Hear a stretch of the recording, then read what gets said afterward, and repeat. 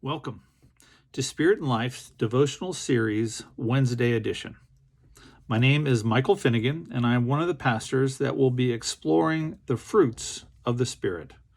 Pastor Donna presents on Mondays, and Pastor Mario presents on Fridays.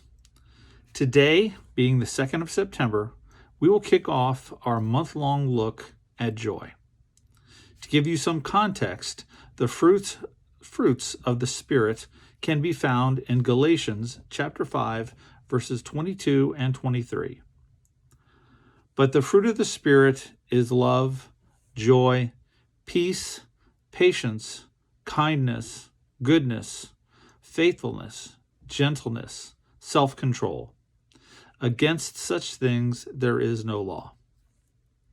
During the month of August, we spoke on love and how important it was to know God intimately if we were ever to know love and be able to love God and our neighbor as He commands.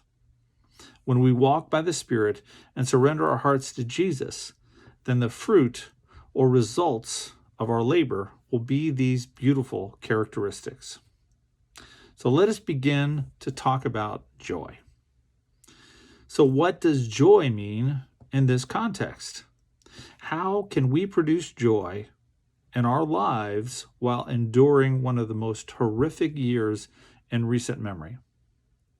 How do we exude joy when our hearts are troubled and our mind is clouded with worry and pain? It seems like an impossible task, doesn't it?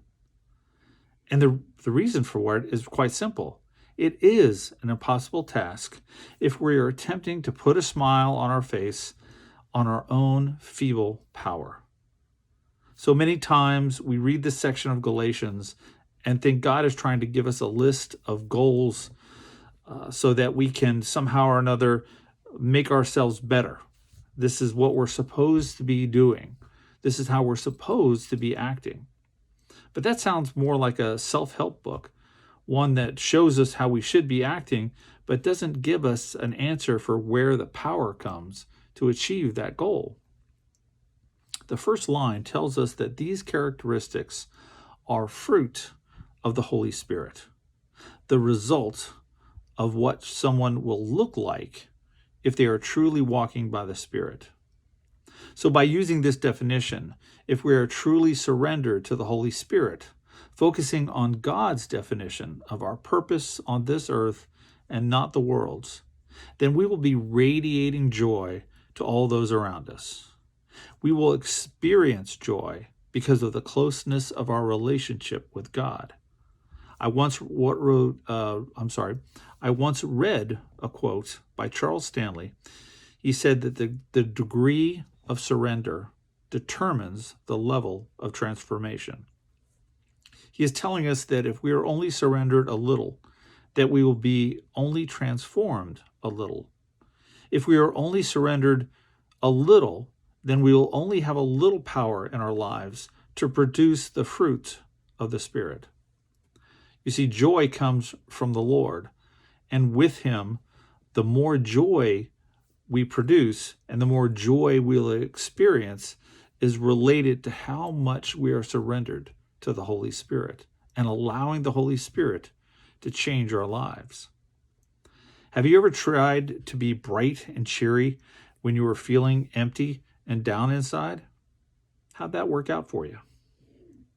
It could not have felt too good for you, and I am sure, unless you were an exceptional actor or actress, that no one around you was fooled by your charade. I read a long time ago that there's a difference between feeling joyful and being happy. Happiness is generally based upon our circumstances, how we view life, and if we are getting the things that we like and enjoy. I know, somewhat of an oversimplification, but hear me out.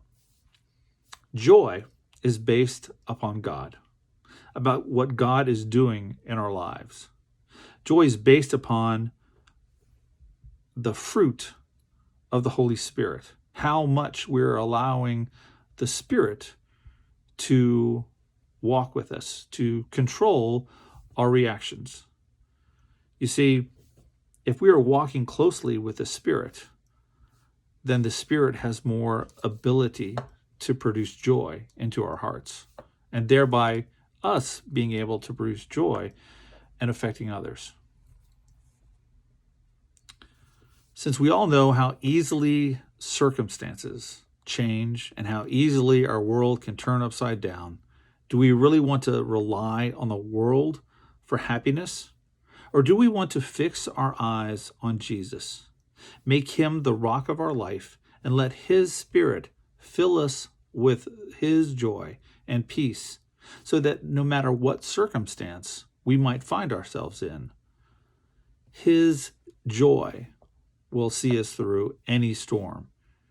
We will still experience his joy and spread that joy to others. Many years ago, when I was first catching fire for the Lord, I heard a song that summed up what I was experiencing. It was called Live Out Loud by Stephen Curtis Chapman. One of the most powerful verses for me was, "Now think about this. If we really have been given the gift of a life that will never end, and if we have been filled with living hope, we're gonna overflow. And if God's love is burning in our hearts, we're gonna glow. There's just no way to keep it in." So the question is, are we going to continue to focus on trying to be joyful? Or are we going to focus on God and allow the fruit of the Spirit to produce joy in us so that we overflow God's love and grace all over those we come into contact with? God created us to glow. When we are filled with joy and shining that joy to others, we will glow bright and perhaps shine a little light in the darkness. As the old hymn once said, it only takes a spark to get a fire going. Have a blessed day. See you next week.